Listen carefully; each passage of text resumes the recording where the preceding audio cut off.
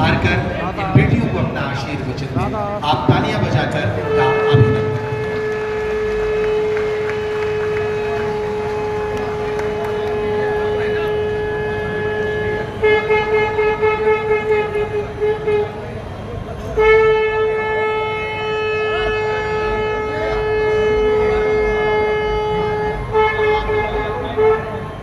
इस समारोह में उपस्थित मध्य प्रदेश के राज्यपाल श्री मंगूभाई पटेल जी, मुख्यमंत्री डॉक्टर मोहन यादव जी,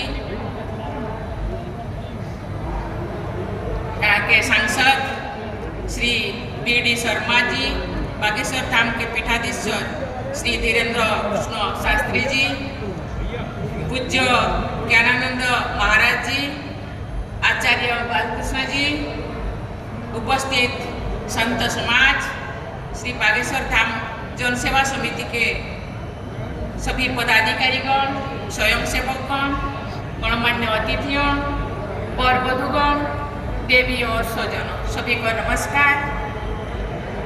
आज महाशिवरात्रि के पावन अवसर पर आयोजित इस सामूहिक विवाह समारोह में शामिल होकर मुझे अत्यंत प्रसन्नता हो रही है। हम सबके ऊपर देवादिदेव महादेव की कृपा बनी रहे तथा हमारे देश और समाज प्रगति के पथ पर आगे बढ़े, यही मेरा प्रार्थना है।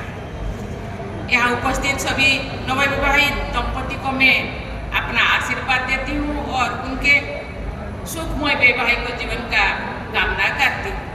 आपको विवाह सूत्र में बांधने और आपके जीवन में खुशी का ये अवसर उत्पन्न करने वाले मैं श्री धर्मेंद्र कृष्ण शास्त्री जी और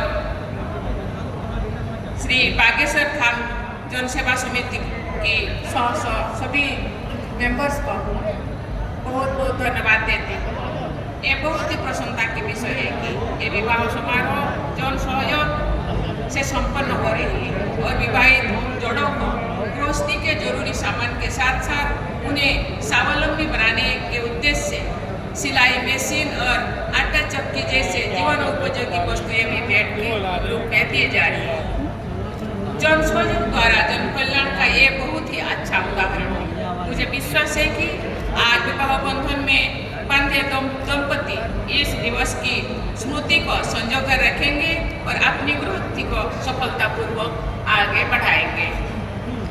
देवी और स्वजन, भारतीय परंपरा में संतों ने सदियों से अपने कर्मों और वाणी से जनमानस को राह दिखाई है।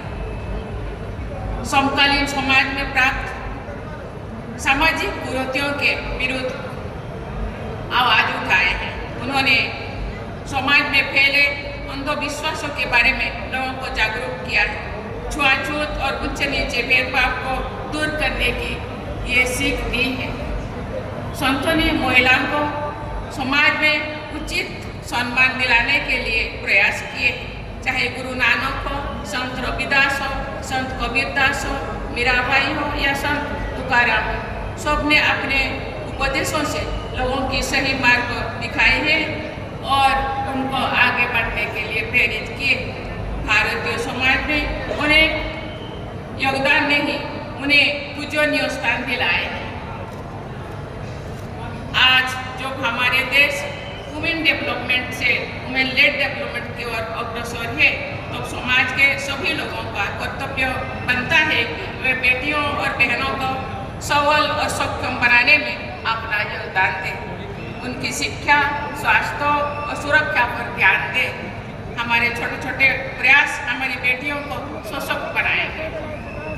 मैं सभी महिलाओं से भी कहना चाहूँगी कि आप स्वयं को शिक्षित और आत्मनिर्भर बनाने के लिए निरंतर प्रयास करें। जब आप सबल होंगे तभी हमारा समाज और देश सबल होगा। हमने भारत को वर्ष 2047 तक जब हम आज़ादी की शताब्दी मनाएंगे, एक विकसित देश बनाने का लक्ष्य रखा है।